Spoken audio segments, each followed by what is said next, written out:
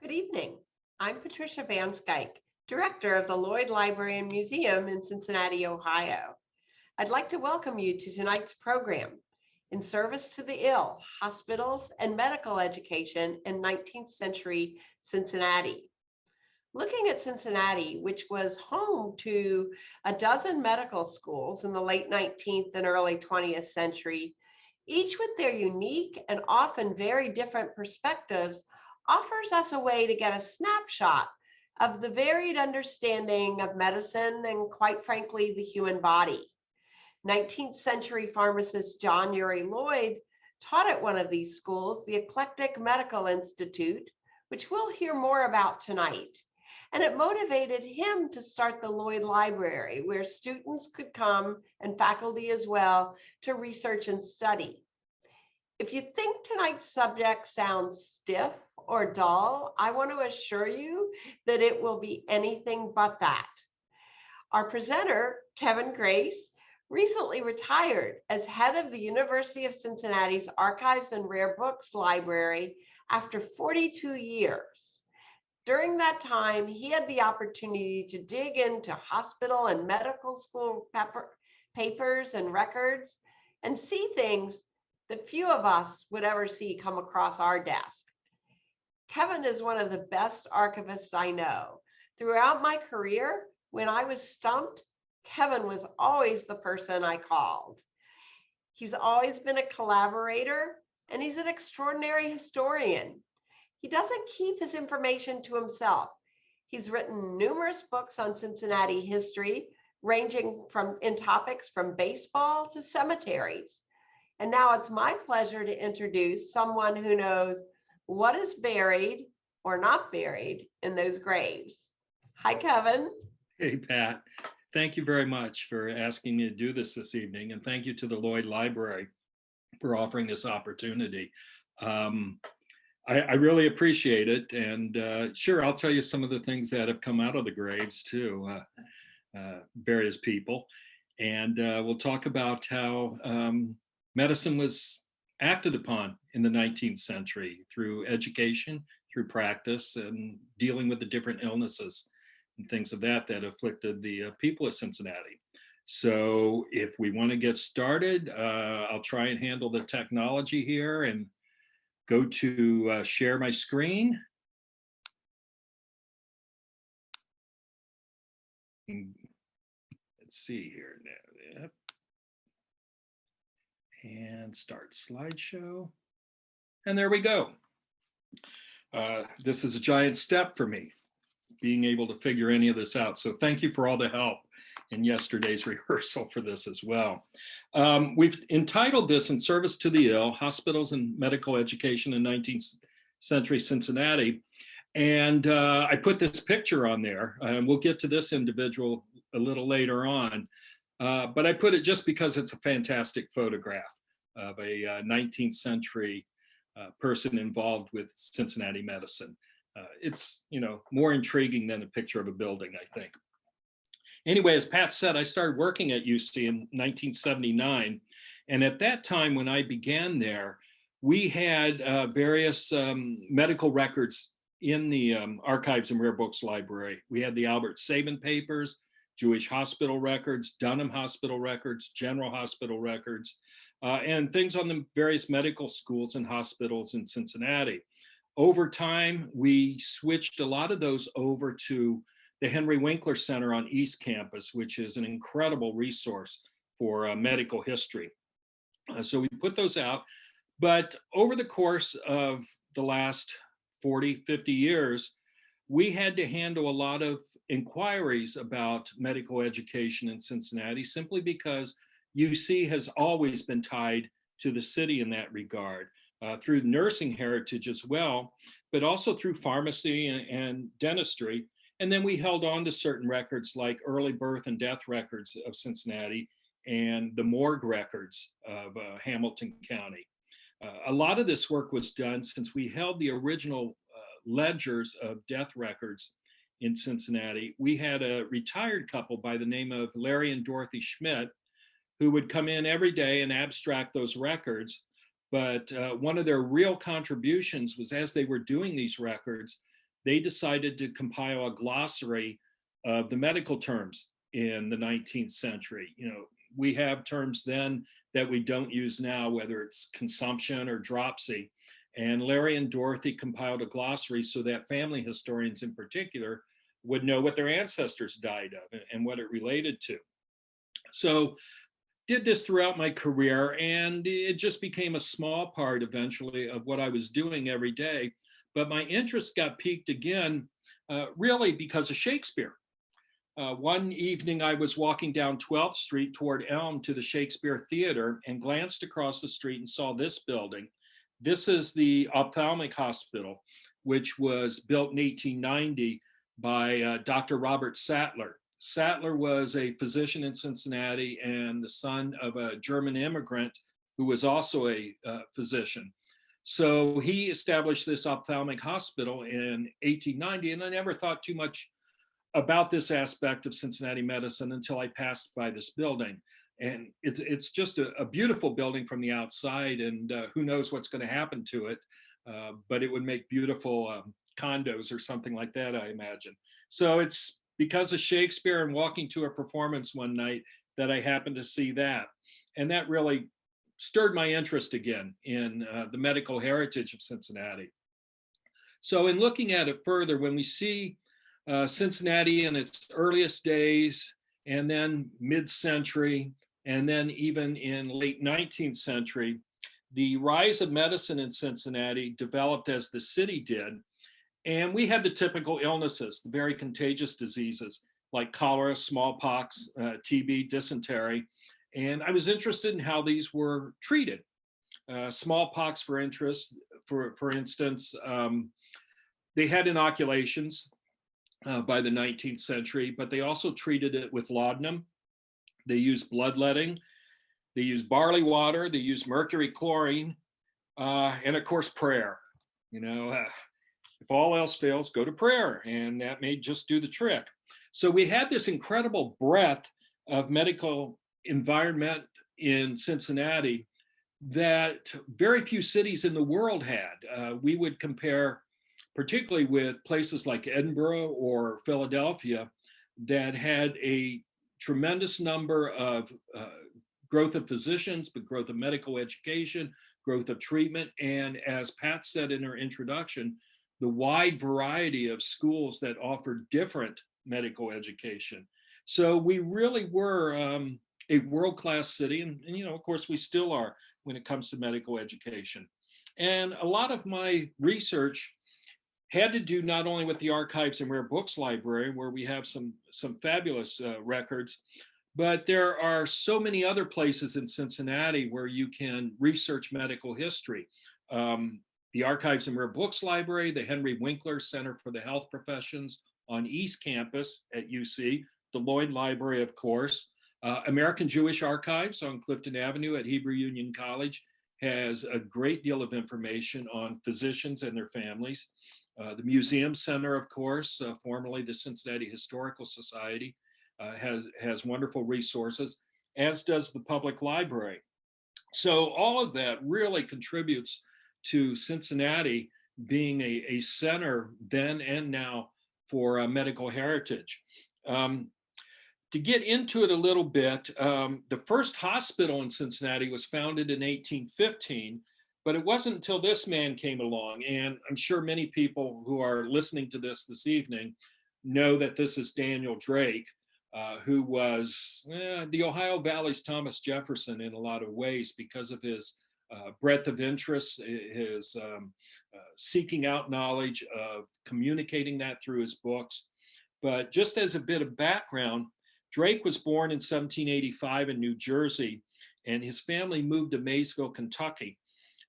He later on studied medicine in Philadelphia, studied it formally, but here locally at Maysville and in the Cincinnati area, he studied under a guy named William Goforth. William Goforth styled himself a physician. I'm not sure how much education he actually had, and if he wasn't a charlatan, he was on a handshaking acquaintance with him. But anyway, he trained Drake pretty well. And then at one point, William Goforth decided to So he went forth to New Orleans in 1807, maybe to avoid some problems here. But Drake took over his practice. Now, at that time, let's say in 1819, this is when Drake founded the Medical College of Ohio. In 1819, there were 22 physicians in Cincinnati. By 1830, 11 years later, there were 58. So Drake had a great deal to do with that. He founded the Medical College of Ohio in 1819. In 1822, he was expelled from the faculty because, as brilliant a man as he was, as interested as he was in natural history, in disease, in geography, in literature, in general, American history, Drake sometimes had a problem getting along with people.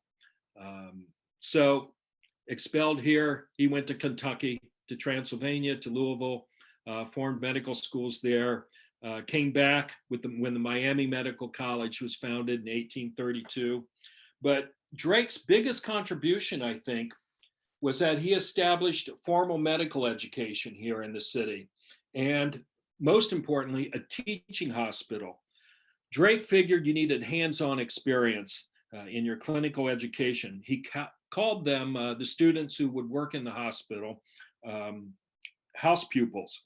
And in 1823, Drake had founded the Commercial Hospital and Lunatic Asylum in Cincinnati, which provided a place for his students to go and learn firsthand. There's a wonderful thing.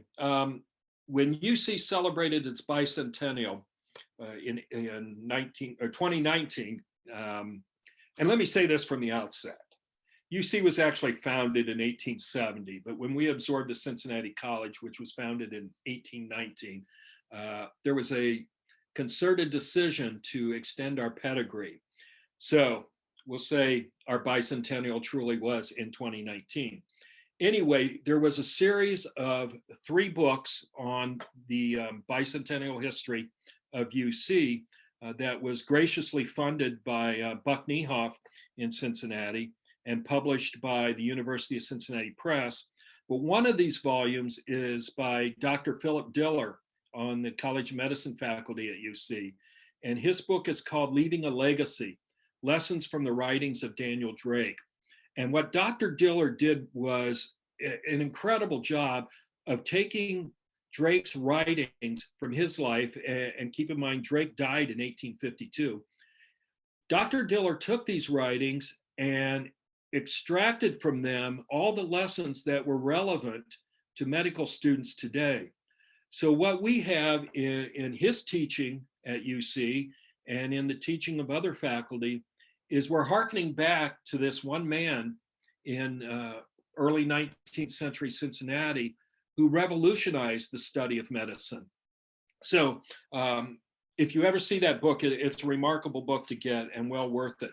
But one of Drake's big things was public health.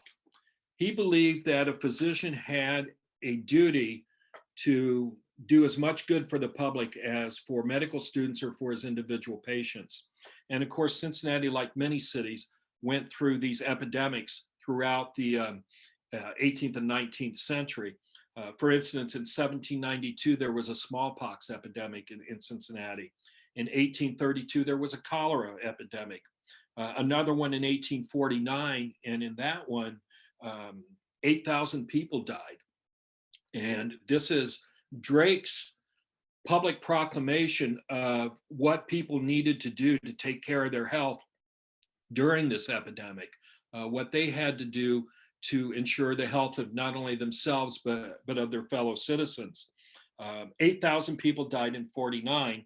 In 1866, 1,406 people died. So we can see a real dropping of deaths due to more public awareness and, of course, improved sanitary conditions as well. In 1873, there was another cholera epidemic, and only 207 people died at that point. We didn't have our next big one in Cincinnati until the Spanish flu of 1918 and 1919, and that was one that devastated the world. It was our pandemic of that period. In Cincinnati, 100,000 people were infected. And of that 100,000, 1,700 people died. So the rate was really about 451 deaths per 100,000 in the population. And of course, we went through the whole thing of masks and closing of public places, staying away from public gatherings, and things of that sort. Now, because we know so much about Drake, that comes down to a single individual, I think, too, that we should recognize. This is Otto Eutner. Otto Eutner was a German-born citizen, born in 1865 in Germany, and came to the United States in 1881 and attended Xavier University for his undergrad and his master's degree. And then he came to the Medical College of Ohio, which is now, of course, the UC College of Medicine, got his medical degree in 1888. Eutner loved two things, medical history and singing. So he's also the guy that wrote the alma maters for Xavier and for UC and formed a singing society as well. But his great contribution to Cincinnati history and to Cincinnati medical history was a book he published in 1909 called Daniel Drake and His Followers. It's an incredible work in which he details all the physicians, all the schools, all the hospitals, all the colleges, everybody connected with medicine up until the time he wrote the book. It's another classic in Cincinnati historiography, and one that really tells us so much about not only Daniel Drake himself, but also all the people he influenced, all the people who followed him in the decades after his death. So Otto Eutner was quite a character, but also a great writer, great historian as well. And now we come to this guy. This is Dr. Absolam Death. Dr. Absolom Death was born in 1805. He was the head administrator of the commercial hospital, Daniel Drake's Hospital, in the 1840s. He was the superintendent. Now, Dr. Death, as he liked to be called sometimes, was not a doctor. He was an administrator, he was a politician, but he liked to think of himself as a medical man. He liked to think that he was very, very knowledgeable about medicine and about the medical terms. Unfortunately, while he may have known what those terms were, he never could pronounce them. He mispronounced things all the time. And so the students who loved him, he was a great guy to get along with, a great administrator. They called him Absolute Death. But he was a stickler for form and formality and ran the hospital. Later on, he would become the coroner, the elected coroner, a political position rather than a medical position, of Butler County, and that's where he finished out his life. He died in 1856. And a few weeks ago, while I was preparing this presentation, I thought I'd really like to see his gravestone. So my wife and I drove up to Middletown, found it in the old Middletown Cemetery. And it's not a great deal to look at, but here it is, more modest than the man, but he does have his Mason symbols carved on there as well. He's buried in the old Middletown City Cemetery, but he was a very influential person when he was superintendent of the commercial hospital. Now, this was the Medical College of Ohio. Now, a number of years ago, a colleague of mine, Greg Hand, and I did a pictorial history of the University of Cincinnati. Gosh, I think it was in 95, so we're really going back a ways. But since then, Greg does this incredible blog called Cincinnati Curiosities, in which he talks, about various things in Cincinnati history, but is hit on medical heritage as well.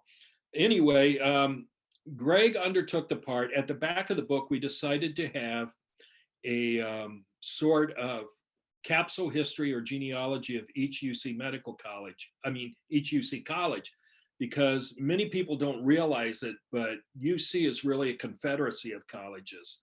They either absorbed most of the colleges, created them out of existing colleges. As a matter of fact, the only two colleges original to UC as an institution are liberal arts and engineering. Medical college was absorbed. College Conservatory of Music was absorbed. As we'll see later, the College of Pharmacy was absorbed as well. So the Medical College of Ohio, there is this convoluted genealogy, and I think Greg was the only one who could figure it out. Was formed in 1819. This is a later woodcut of that. Later on, it absorbed the medical department of Miami University and the medical department of Cincinnati College in 1835. And then it joined UC as a medical department in 1896. Then the Miami Medical College, which was founded in 1852, merged with UC Medical Department in 1909. And lo and behold, what we have today is the UC College of Medicine. And that's the simple version of it. So in addition to medical colleges, we also had other medicine-related colleges. This is the Ohio College of Dental Surgery, which was formed in 1845. Excuse me. In 1830, there were 2 dentists in Cincinnati. This college was formed in 1845. 3 years later, there were 42 dentists in Cincinnati. So it just exploded. This college was notable too because they graduated the first woman dentist in the United States, a woman by the name of Lucy Hobbs, who came from McGregor, Iowa. She was the first woman dental graduate in the United States. And the dental college kept interesting little statistics. For instance, from their annual report of 1858, they recorded that there were 453 teeth pulled, 237 gold fillings, and 20 root canals. And when you graduated from the dental college, you were given your diploma along with the Bible, the thinking being that you were going to go out there and fill moral cavities as well as dental cavities. But what the dental college, unfortunately, is probably most known for, and this is their pharmacy in the dental college, where they compiled their medicines for treatment of the patients who came to them. Anyway, unfortunately, what I think the dental college is most known for is for the 2 murders that were students at the school. Most people in Cincinnati, I think, will have heard of the Pearl Bryan murder case, and we have some very fine historians in northern Kentucky and on this side of the river who have done remarkable research on the whole history of this murder.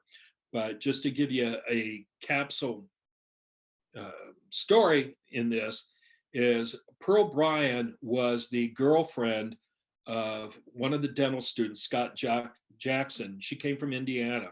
His friend Alonzo Walling was always with him.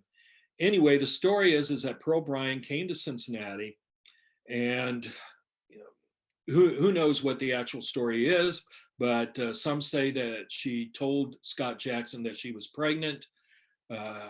Another story is that the 2 of them, Walling and Jackson, tried to perform an illegal abortion on her, and she died. They cut off her head.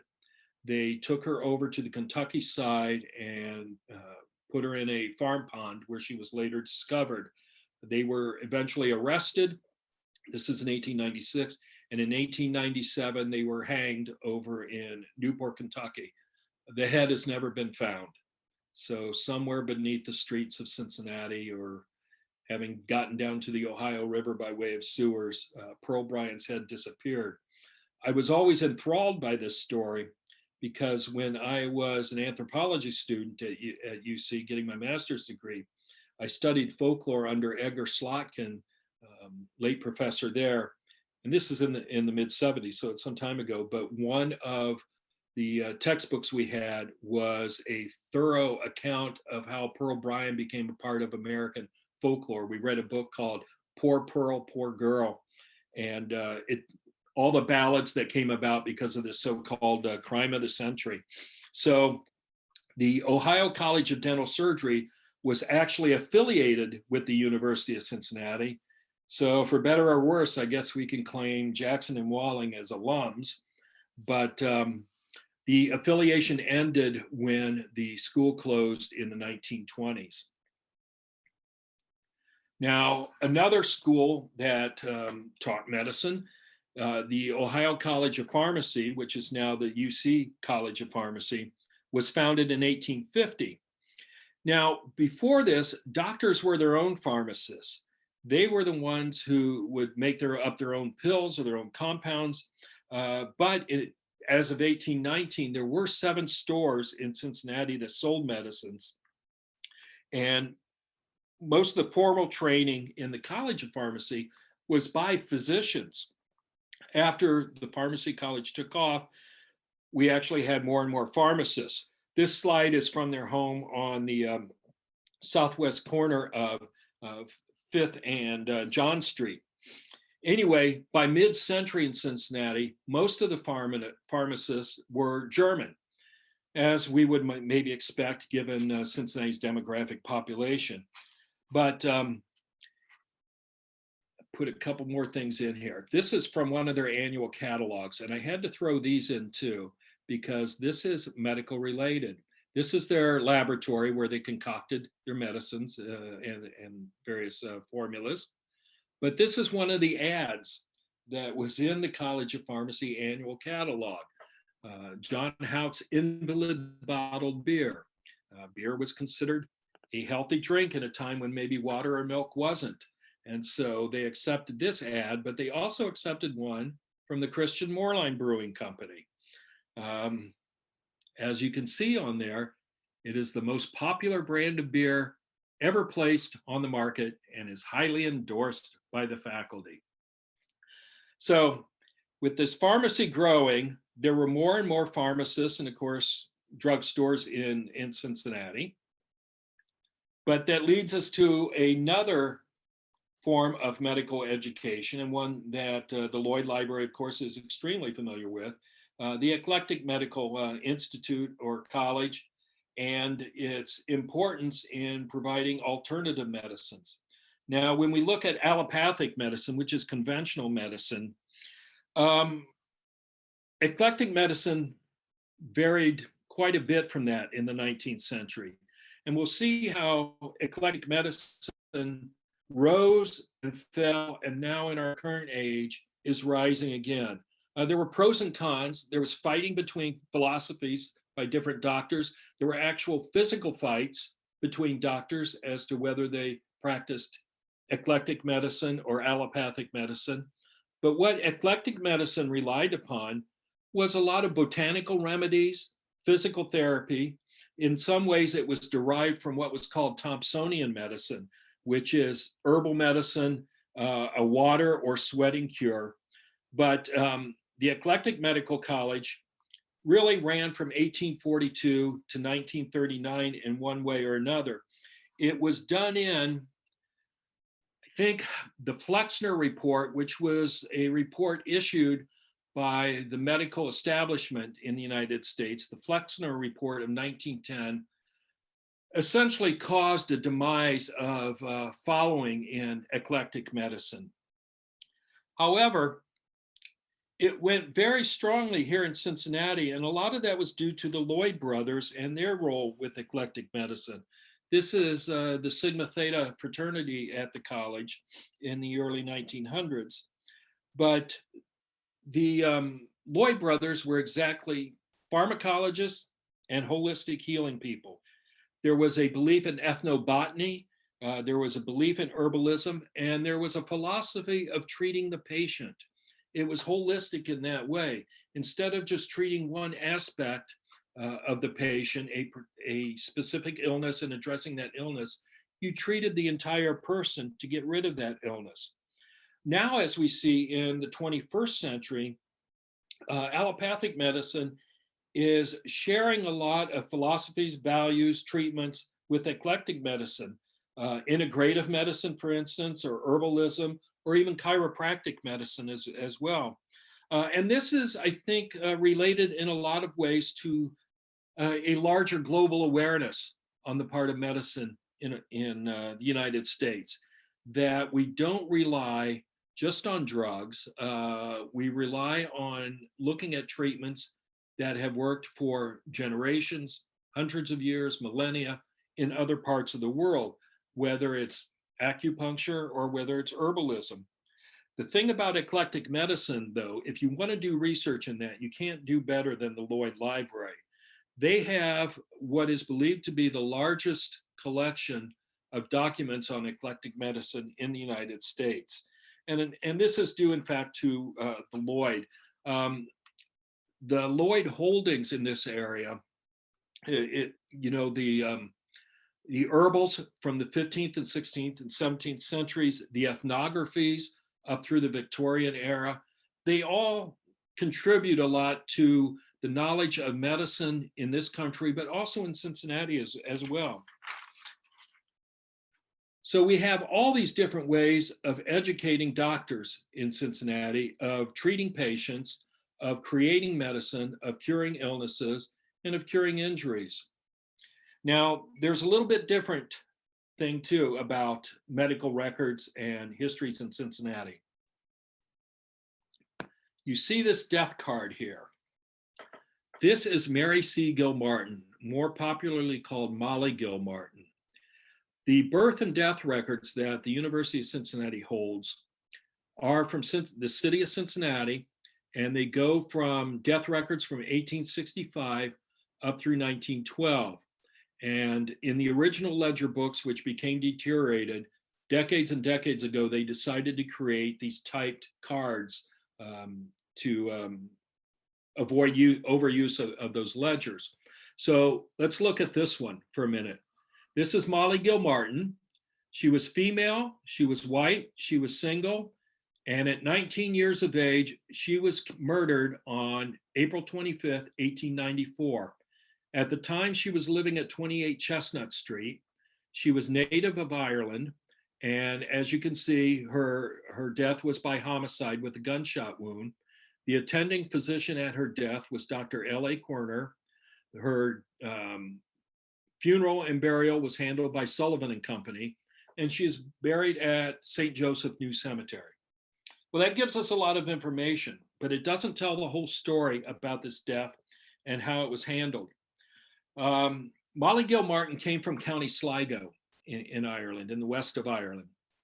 And the story is that she became somewhat familiar with the local parish priest, exchanging intimate letters with him. Her family found out and decided they had to step in. They sent her to Chicago to live with a cousin, or to live with her brother rather, who was a priest there. And from there, she came to Cincinnati to live with a cousin, and she got work in a local factory here. One morning, as she was walking to work to get to the streetcar, a man came out of the shadows, fired a gun at her, and killed her. And it was the priest. He had followed her to America. He was quickly arrested, put in jail, eventually was ruled insane, but eventually was released. And even though he had been stripped of his orders, his Catholic orders as a priest, he supposedly was reinstated later on. That's not the end of the story, though. The tale is that when Molly Gilmartin was buried, hundreds and hundreds of the local Irish and the local citizens accompanied her funeral procession out to St. Joseph New Cemetery in Price Hill. After that, nothing much is known. Her family in County Sligo, her descendants, knew little about it. And when they inquired many years ago, the Cincinnati Police Department and the Museum Center, the archives and library there, went into overdrive in researching her story and getting the information to the family. Later on, we were able to find her death card and to get all the details from that to add to the story. Once it was all known, the family came over from Ireland, were able to put a tombstone on her grave, have a memorial service, and finally have closure to this murder. But it leads us to another aspect of these death records. If you look at this one, this is another Irishman by the name of Bernard Farrel. And again, going through the keys here, he was a married white male, 37 years old, died on September 2nd, 1871, lived at 231 Longworth Street, native of Ireland, occupation was as a printer. He died of liver disease. The attending physician was Dr. Quinn. Sullivan again was the undertaker, and St. Joseph's Cemetery was the burial place. And we presume this is St. Joseph's New Cemetery because St. Joseph's Old was primarily German. St. Joseph's New was primarily Irish. Anyway, the reason this is important is not because of this one individual, but because he was Irish, and and it's the death card we have. There are over 500,000 birth and death cards that have been digitized, fully digitized, and available for free online. Anyway, I decided to use this as an assignment for a class I taught on Irish America. And what I had the students do, they had to go into this database, these digitized records, and extrapolate the Irish population from here. The intent was to provide some sort of portrait or picture of working class Irish in late 19th century Cincinnati, and what their ailments were, what their liver disease, what their ailments were, what their illnesses were, and how they were treated. And I had some remarkable students who did this. So we get this demographic look. Some students, one student decided to pick all the Irish women who had died in childbirth. Another one looked at all the Irish midwives. One decided to look at the Irish nuns who were in Cincinnati. Another one looked at factory accidents. Another one looked at all the deaths of domestics. Another one looked at suicides. And then this one we'll get to. These students were incredible. I mean, they really embraced it. I had students like Gay Brown, Megan Dunleavy, Sidney Vollmer, Ani Middendorf, Michelle Casey. They were all great. But what we got from this, and I'll just pick one, Gay Brown, who is now went through the UC College of Medicine as a psychiatrist now in Huntington, West Virginia, decided to pick all the Irish who had been remanded to Longview Asylum. Longview Asylum, which was out in Carthage, along the Mill Creek, was founded in 1859, and it was a growth out of other asylums. You know, you remember when Daniel Drake founded the Commercial Hospital, there was also a lunatic asylum connected to that. When that became filled, they moved to other quarters, other asylums, but in 1859, Longview was built. And if anyone listening to this is older than I am and grew up in Cincinnati, I'm sure you remember where Longview was and how 75 cut right beside it when it was built. But anyway, what Dr. Brown did was look at the Irish who were in Longview Asylum and what they died of. And he found that overwhelmingly, they died of tuberculosis and of malnutrition. Now, we were only looking at the Irish in Cincinnati. I think if we looked at all the people who went to Longview or to other asylums at this point in history, we might find that, in fact, many of them died of tuberculosis and malnutrition. So, but what we did with all these students, we got this incredible picture of one ethnic aspect of Cincinnati. The other thing I want to bring up in terms of death, and we sort of hit on that area of the talk, is Potter's Field. For those of you who have driven by, it's on Gurley Road in Price Hill. It's 25 acres. Originally, there was a Potter's Field next to the 12th Street Burying Ground, which Washington Park area.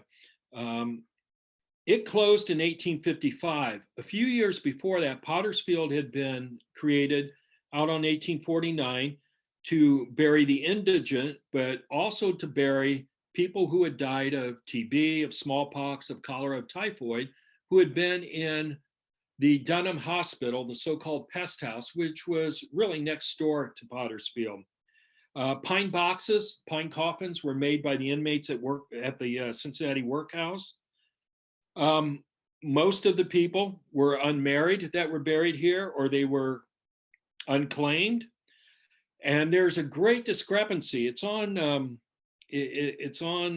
25 acres of land out there. But some people have said there's 8,500 people buried there. Other people have said 10,000. Some have even said 20,000 people were buried there. Almost all the graves are unmarked, though there are some metal plaques or wooden crosses that were stuck into the ground as well. But this is how we had to treat the dead victims of the contagious diseases, especially the ones who were not claimed by their families or for some reason were rejected from other burial grounds in Cincinnati. Now, we talked a lot about medical education and talked about Lucy Hobbs as the first dental graduate in the United States, but we haven't talked a whole lot about women and medical education. This is the Laura Memorial Medical College, which was founded in 1895. Students there, and you can see they've got their subject that they're working on. In 1871, the Eclectic Medical College was one of the first to admit women. That's when they did that. In 1883, the College of Medicine and Surgery, another college in Cincinnati, admitted women. And then there was, in 1886, they created a separate women's medical department. The Presbyterian Hospital in 1890 created a women's medical school as well. So we did start seeing more and more women getting involved in actual medical education. However, before that ever occurred, they were also involved in medical treatment.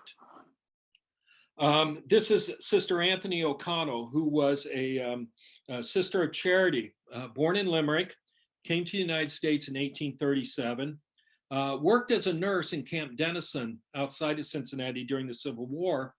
And there were a lot of orders of nuns who became nurses in the Civil War, and not only on the field, but on the hospital ships that went up and down the rivers, taking care of wounded and dying soldiers. There were the Sisters of Charity, the Sisters of St. Francis, Little Sisters of the Poor, as well as the Sisters of Mercy. And in Cincinnati, we also had another effort called the Sanitary Fairs. In 1861, the United States formed a sanitary commission. And in 1863, Cincinnati held a sanitary fair at Mozart Hall down on 6th and Vine, called the Great Western Sanitary Fair. And the idea was to raise money for medical supplies. We raised $235,000 in Cincinnati, a huge sum at the time. And a lot of it went to these hospitals, these field hospitals or river hospitals that these nuns were involved in taking care of the soldiers on both sides of the question. After the war, they continued their medical work, their health work, by establishing hospitals, by establishing orphanages as well. And of course, this formidable lady, her portrait just screams formidable. This is Annie Laws. Annie Laws is responsible for formal nursing training in Cincinnati. In 1889, she formed the Cincinnati Training School for Nurses, and in 1896, got it absorbed as part of the Cincinnati Hospital. Through this convoluted medical genealogy we have in Cincinnati, it eventually became the UC College of Nursing, and in 1916, that college was one of the first in the nation to award a bachelor's degree in nursing. By the way, Annie Laws also started or was deeply involved in the kindergarten movement in Cincinnati in the late 19th century that eventually became what is now UC's College of Education, Criminal Justice, and Human Services. So she was a remarkable woman. Now, as we go along, I had to throw this in tonight. This is the Bellevue Incline, and behind that you see the original university building of the University of Cincinnati, built in 1875. By the 1930s, it was torn down. As a matter of fact, it was the bricks from this building that were sent out to Joseph Strauss, a UC grad, when he was the chief engineer for the Golden Gate Bridge, and he had them placed in a pylon there as a tribute to his alma mater. Anyway, UC moved up the hill to Burnett Woods, and this building underwent a couple of different uses. One was a brief home for the College of Law, but then it also became a home for the College of Medicine. And the story here, and I believe it's true, is that some of the anatomy students thought it great fun to watch as the trolley cars were hauled up the incline, to wave their body parts, their subjects' body parts, out the window at the passengers, to the horror of those passengers and to the complaints to the University of Cincinnati about the bad behavior of medical students. Cincinnati has always been very proactive, I think, in public health and promoting that. This is Samuel Crumbine. Samuel Crumbine was an 1889 graduate of the Cincinnati College of Medicine and Surgery. And early on in his medical career here and before he moved out west, he was devoted to the cause of public education about medical care and about sanitation. He did move out to Dodge City, Kansas, became known as the Frontier Doctor. But as you can see from this cartoon here of him, Crumbine's big thing was not only performing medical service as a physician, but also coming up with slogans that people could remember, including this one, "Swat the fly." Supposedly he got the inspiration by this by attending a baseball game and hearing things about the batter swatting the ball and all that. And he thought, well, you know, flies and the diseases they carry are a real problem, especially in homes that don't have screens. So how about if we come up with something called "Swat the Fly"? And this slogan really took off. It was a big, important one. And it is also said that it is because of Crumbine that that little long metal wire handle we have with the little web on the end called a fly swatter is due to Dr. Crumbine. But if you really want a souvenir in medical heritage, then you've got to find something that Crumbine was also interested in with a slogan. Crumbine was riding a train once and went to the back to get a drink of water out of the cooler and noticed that everyone was using the same tin cup. He knew immediately that this was a bad thing, that it could cause the spread of tuberculosis and other highly contagious diseases. So he came up with the idea that people sputum carried a lot of diseases, of course, but in order to stop that, they had to be reminded of it at all times. So he came up with the slogan, "Don't spit on the sidewalk." Use a cuspidor or something like that, but "Don't spit on the sidewalk" became his slogan. And it became so important that cities would buy bricks that were made with that slogan in them. So as you walk down the street, you look down at the ground, you would see these bricks saying, "Don't spit on the sidewalk, don't spit on the sidewalk." They've become great collector's items now, but they were extremely effective. And it is also believed too, that because of Crumbine's campaign to get rid of tin cups and to use disposable paper cups, was responsible for the creation of Dixie cups and the paper cup industry. So now, look at the body on there. This is Cincinnati medical students in the 1870s, and this is their anatomy class. How they got that body will forever be a mystery, but there was a way that medical schools were provided with bodies. Let's go back to Edinburgh. I mentioned Edinburgh earlier as one of the great world centers of medical education and medical practice in the 18th and 19th century. They were also a great city for body snatching. And Cincinnati would become a great city for body snatching as well. In other words, grave robbing and selling the bodies to physicians. There was a case in Edinburgh, William Burke and William Hare. In the 1820s, they decided they could make a living by selling bodies to Edinburgh University, to the medical department there, to the surgeons. So they thought about it and decided, you know, it's risky digging up a body. You have to get it within a certain period of time in order to make it useful. to the anatomy class. And so they came upon an easier way. They'd simply kill people. One of them had a girlfriend who ran a rooming house, and they took to murdering some of the residents there and selling the bodies to Edinburgh University. They were eventually caught, as you might expect, and were convicted, but Hare was allowed to go free because he turned state's evidence against Burke. Burke was hanged on High Street in Edinburgh, dissected on the spot. His skeleton was then taken to the Surgeons' Hall Museum at the University of Edinburgh, and supposedly his skin was used to make a coin purse, which is on view in the Surgeons' Hall Museum to this day. Well, body snatchers, it was the only way medical schools could obtain bodies. If a criminal was hanged, then that body could be given to the medical schools. But other than that, there was very little recourse for obtaining hands-on anatomy studies.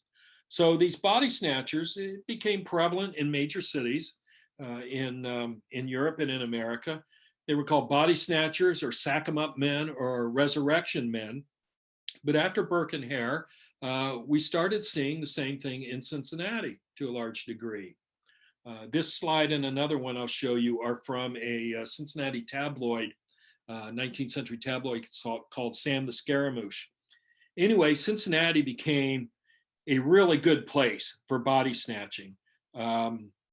There's a poem. Give me a minute here, and I'd like to recite this poem by an Englishman, Thomas Hood, because it really sets the stage for body snatching and Halloween coming up. This is by Thomas Hood. I thought the last of all my cares would end with my last minute, but though I went to my long home, I didn't stay long in it. The body snatchers, they have come and made a snatch of me. It's very hard them kind of men won't let a body be. Well, that was the case. In Cincinnati, we had a strong migrant population because of the Ohio River. We had a lot of bars and saloons downtown. Sometimes a clock over the head would render a body for the various medical schools here, but mostly the body snatchers here relied on the cemeteries. And there is a technique to getting a body out of the grave.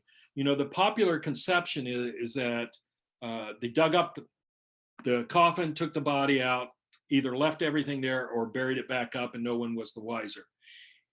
Doesn't work that way. It takes too long, it's too much effort. So what they did was dig down at the head of the coffin, break through it, loop a rope or hooks around the body, and then haul it up out of the ground. And we had quite a number of them here in Cincinnati. It was a good business. You could sell the body for $20 or $30. It was such a good business that bodies were sometimes packed up and sent to schools elsewhere in Michigan, Johns Hopkins in Maryland, and others. Now, you have to stymie that in some way. This is a patent for a coffin torpedo, to where if a body snatcher tugged down in there, he would set off this device that would blow up and kill him. Another one is a bomb for the same purpose. You know, it's pretty drastic, and you might be even destroying your loved one at the same time. This is what's called a coffin collar. Since people really knew how body snatchers got the body, they would put this collar over the neck of the deceased in the coffin and bolt it to the bottom of the coffin. Therefore, the body snatcher was unable to haul up the body. The most famous case we have, and it's one we've all heard about, is the case of John Scott Harrison. This is the Harrison tomb out in North Bend, Ohio now, just outside of Cincinnati. But John Scott Harrison was actually buried in Congress Green Cemetery across the road from that. He was the youngest son of William Henry Harrison, and he was the father of Benjamin Harrison. So he's connected in both directions to two presidents of the United States, and he had been a congressman himself. Anyway, he died on May 26, 1878, and he was buried in the Congress Green Cemetery. While the mourners were there, they noticed another grave, that of Augustus Devon, had been disturbed. So they set off a search for his body. They went to the Ohio Medical College, which was on 6th Street at the time. John Harrison, John Scott Harrison's son, and a friend of his, a cousin actually, George Eaton, were investigating with the police, and they noticed a shaft and a rope in the shaft. And when they hauled up the rope, they expected to find the body of Augustus Devon. They didn't. They found the body of John Harrison's father, John Scott, who had been snatched out of his grave, trucked to Cincinnati, and sold to the Ohio College of Medicine. By the way, a Devon's body was found later in Michigan. It had been crated and shipped up and sent up to there. So that changed a lot in the laws that would come about. In 1870, there was an Anatomy Act in Ohio that had great restrictions on how you could get a body for anatomy purposes in a college of medicine. But in 1881, because of this, there was an amendment that allowed medical schools to get unclaimed bodies. So if it was a body at the morgue that was unclaimed from a transient in Cincinnati, that made it easier for their studies. And of course, the number one body snatcher, not only in Cincinnati, but probably in this country, and certainly in the World Hall of Fame of body snatchers, is that of William Cunningham. This other illustration of a body snatching is also from Sam the Scaramouche. Anyway, William Cunningham was this big, burly, raw-boned, bald, ugly man who made an art of snatching bodies and squirreling them away, getting them to a medical school, and collecting his $20 or $30. This is his death card that we found in the digitized death records of Cincinnati. And if you look at it, he was a married white male. He was 65 when he died on November 2nd, 1871. He died at Cincinnati Hospital. And it says he's from Virginia. He lived in Virginia before he came to Cincinnati, but he was actually born in Ireland. He died of heart disease. And you can see that Dr. Fairchild was the attending physician, and that Jones, we're not sure about Jones, whether the funeral parlor there actually was involved, or whether he was a physician at, you can see, OMC, Ohio Medical College. The tale is that before he died, Cunningham sold his body to the Ohio Medical College. But when he died, his widow claimed it. And she was about the same as he was. But she managed to get an extra $5 out of the physicians at the Ohio Medical College to turn over her husband's body. So as we conclude here tonight, I just threw this in. This is my favorite tombstone from Spring Grove Cemetery, and it's a fairly modern one. But I love the epitaph on this for a couple who died. Gone to see for ourselves. And to me, that speaks about everything, that we are going to find out what's what, what's real, what isn't, and how it affects our lives. So I wish you all a very happy Halloween, and be careful if anyone comes in the night for you. Thanks very much. Thank you, Kevin. So the first question that we have, and I'm not 100% sure whether it's to you or to me, maybe we can both answer it or part of it, is the source for the date of the Eclectic Medical, when the Eclectic Medical College first admitted women. The source for that is Otto Eutner and Daniel Drake and his followers. Now, of course, there's never been a book written that hasn't had an error in it, and Eutner's no exception. But I would say that his information is 99% accurate. And it's still close enough in time to everything to know what he was saying. It also matches with what a book written by John Haller, if you're familiar with this. Yeah. A Profile in Alternative Medicine, the Eclectic Medical College of Cincinnati. And so those dates line up with this as well. Yeah, and I think we can credit the Eclectic Medical College with being aware that women should be admitted for medical practice, medical education and practice. They were one of the earliest ones. And also somebody from behind the scenes at the Lloyd here is also saying that the matriculation records show between 1850 and 1857 they were accepting women. Very So we also have a question about the digital death cards. Can you tell folks a little more about that and where they can get access to that, or how they can find those? We brought these in. I keep saying we, even though I'm retired now, but the Archives and Rare Books Library brought these in from the health department. I think it's been 15, 20 years ago now. At the time, we were accessing those several times a day, dozens of times a week, mainly for family historians. So we got an NEH grant to digitize them. We had them digitized by Salix in Cincinnati, and then the hard drives were sent for OCRing or optical character reading, and then sent back to us.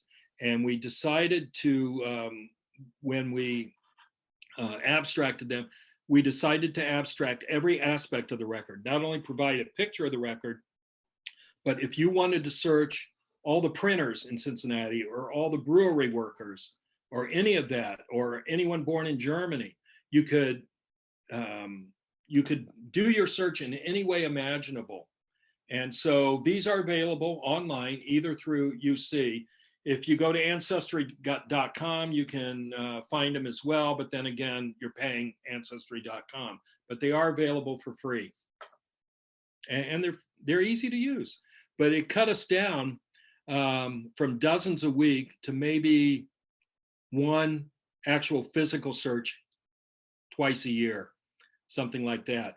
The benefit of it is that we went beyond family historians and started seeing urban historians, medical historians, urban planners, all kinds of people using them now.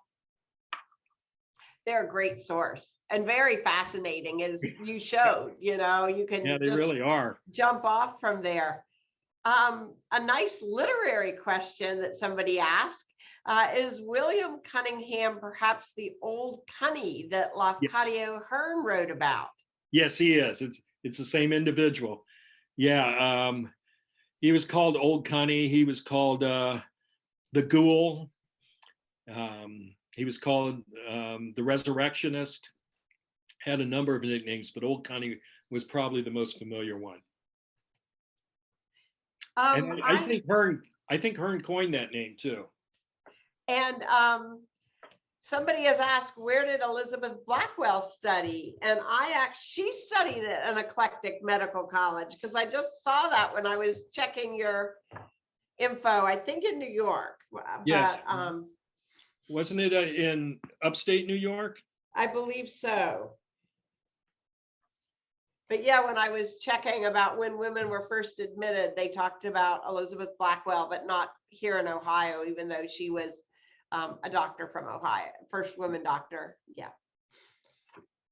So one question that I had for you, Kevin, is after studying grave robbers and what people have done in the under the guise or purpose of medicine, does that impact your feeling at all about how you feel about giving your body to science or organ donation or anything like that?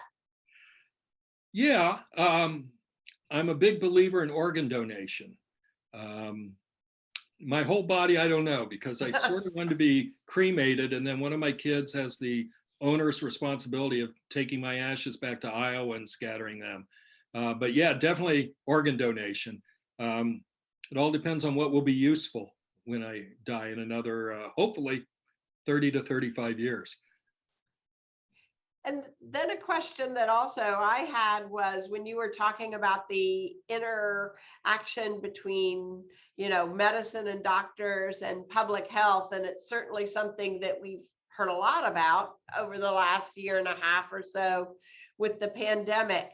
Was that something that was later on the scene for doctors, or is that something that sort of, had peaks and valleys, or how's public health intersected with the study of medicine, at least locally? I don't. Peaks and valleys might be a good term, but it started very early in the early 1800s in Cincinnati of trying to improve sanitation and public health by passing ordinances that required you to take dead animals off the street rather than just leaving them there. Something, you think as simple as that, but had a great deal to do with public health. So it started early in Cincinnati, and I think it was pretty consistent because very early on, Cincinnati had waterworks that were maintained and designed to get rid of problems we had with our drinking water. But then there were also all the slaughterhouses and the effluvia that went down Deer Creek and the factory waste in Mill Creek. So yeah, there's always been a concern. And then we even had societies that were devoted to reducing smog in Cincinnati in the early 1900s. So it's always been a factor, just as it has been in most major cities. So we have a question about if the patented bomb torpedo devices were ever built or used. That's a really good question. If they were used, it was only once. No, these patents were made, and I think some people wanted to use them, but of course, when you do that, you're endangering other lives too unnecessarily. And so there were a lot of legal requirements or roadblocks to keep this from being done. More often than not, there were things like the coffin collar, or there were cages over it, or in the case of Spring Grove, the Whitechapel, where they had cedar shelves and they would keep bodies there over the winter because they couldn't dig in the ground. But sometimes they would put recently deceased in there in order to keep them away from body snatchers until they had deteriorated enough. And then, of course, embalming had a lot to do with the usefulness of a cadaver too. So we have a question about how would a person train for women's pregnancy and healthcare? Would they do it as midwives, as obstetrics and gynecology, or as obstetrics and gynecology as physicians? Well, I think we have to separate the idea at the time of midwives and obstetricians or gynecologists. The obstetricians and gynecologists, if women were training in that, it was a formal medical education. But midwifery was something different, and it was also something that was, I guess we could call it on-the-job training. These women were neighborhood women in a lot of cases in the inner city and did not have formal medical training, but they had training in being a midwife. So it's two separate paths, I guess, to taking care of pregnant women.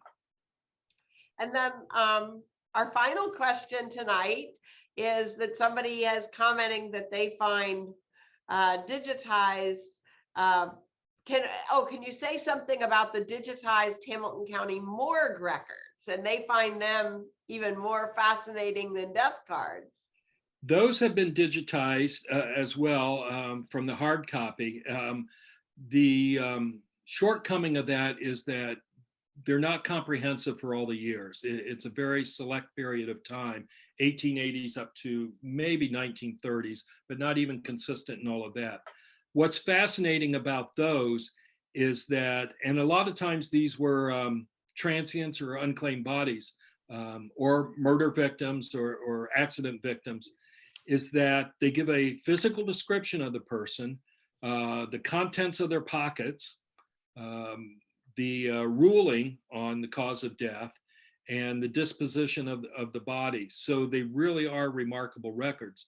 There are, of course, tragedies in all this. I mean, body snatching, when you get down to it, is a tragedy in itself. You're stealing someone's loved one and doing with that person what you want in the medical school. But in terms of the morgue records, there are some tragic stories in there as well of how people died or how young they were when they died, or in what condition or in what circumstance they were found.